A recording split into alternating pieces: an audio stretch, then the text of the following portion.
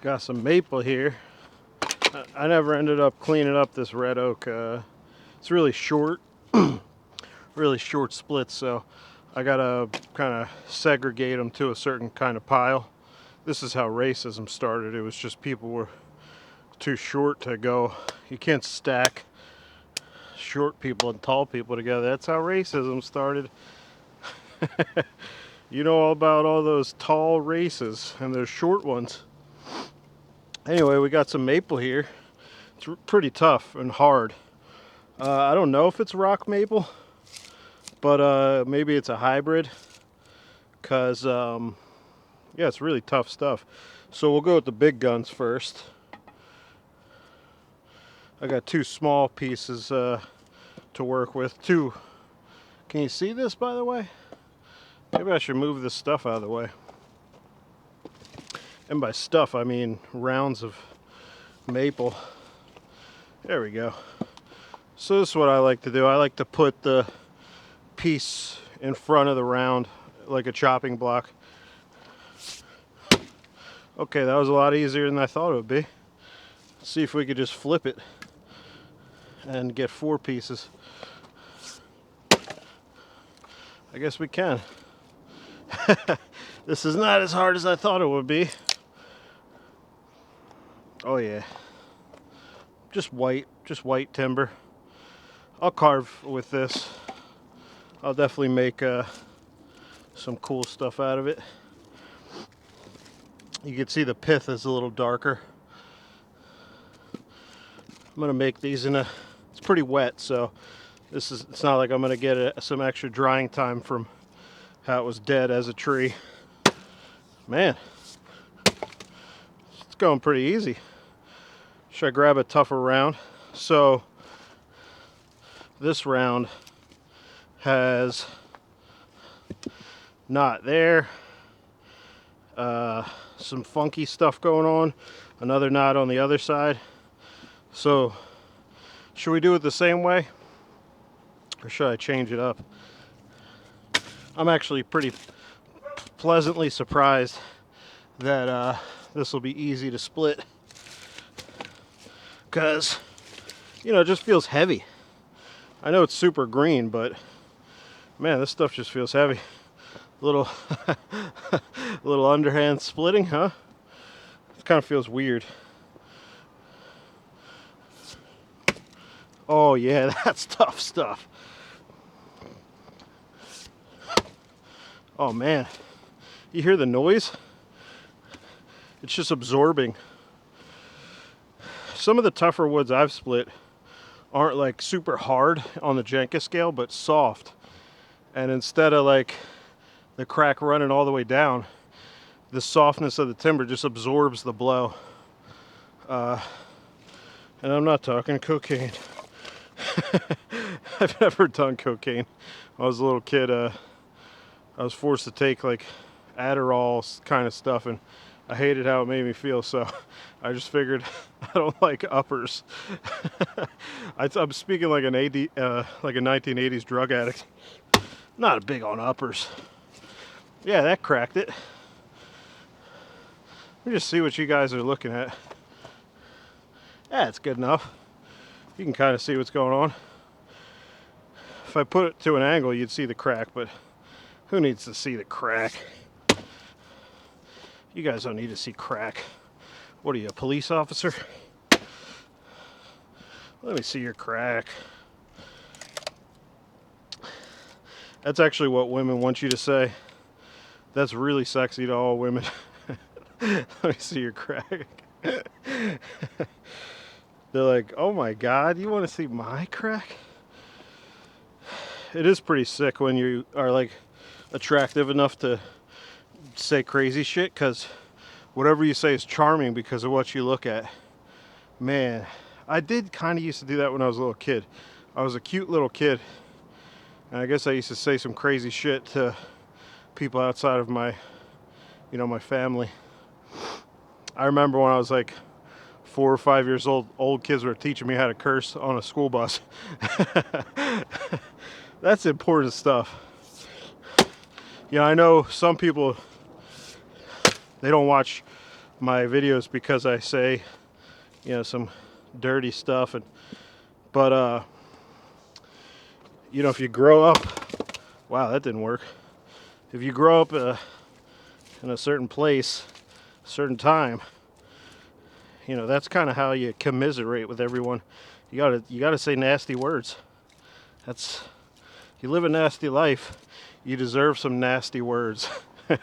Not that I have the nastiest life or anything, but I think you guys get where I'm going with that. You could look in my eyes and you could be like, that boy had some sadness in him. That's, you know what? That's an actual thing you could say to ladies. Like, oh my God, your eyes are so sad. You've been through so much. You have such beautiful sorrow in your eyes. And then you go, I wanna suck them out of your head. Give me them eyeballs. They really like when you suck the eyeballs out of their head. Oh, a squirrel. Yeah, so this stuff isn't too bad to split, even with the knots. Ow. It's just a little stringy. So, finish it this way. Yeah, I'm actually surprised. It's a small diameter. But once it gets to like 20-inch diameter, man, red maple gets tough. With the big knots, damn, it's tough. I guess pretty much every timber is like that, but I know sometimes I've had some surprises. Oh God, almost broke my ankle. Ooh, that could have been an overstrike. I've just been thinking about sucking eyeballs out. My big belly too. Man, my big belly is really talking to you guys today. Here, let's give you guys a belly angle. let's give you guys the truth about the belly. That could totally be a TV show. Truth about the belly. Next week on Truth About the Belly. Oh my God, Brian, you're getting fatter and it's expanding. That's true. That's the whole show. I really am getting fatter. Oh man, I didn't know if I was feeling like my shirts are like not fitting good. It's like there's always an overhang, no matter how good the shirt was before. Now I gotta fucking. You know what's nice about a belly overhang is that your dick never gets wet from rain, and that's important. Your crotch. You don't want to walk in somewhere with a wet crotch. Come on, guys. That's disgusting. What are you, some kind of fiend? I don't know why I'm talking about drugs so much. Oops. All right, that's good. Let's switch to something else, but I won't look for the hardest round to split. Looks like I don't have many options though. Oh, okay. Here's a little tiny fella. Look at this little fella. Oh, you're such a little tiny feller. Here you can look at Heartwood. That actually has a little bit of color to it. This is something I would probably carve with if I didn't have so much materials for that. Although I will say, if you're a little unmotivated to carve, get a new timber and you might be a little more motivated. So here's a little cruiser on a Killinger cruiser handle, red elm, I believe. Red elm's really nice, but I've talked about it with multiple people. I think I've even talked about it with Killinger. So its problem isn't flex.